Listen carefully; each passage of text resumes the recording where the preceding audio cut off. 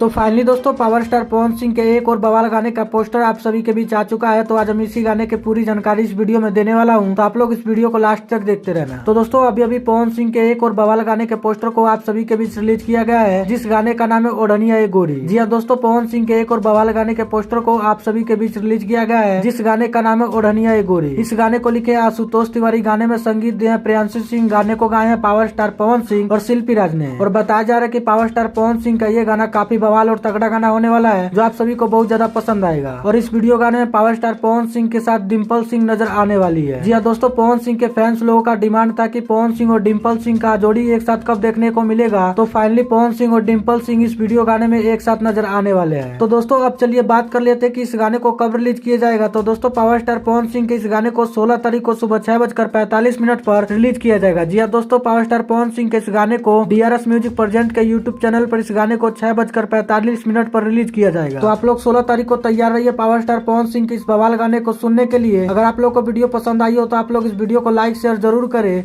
धन्यवाद।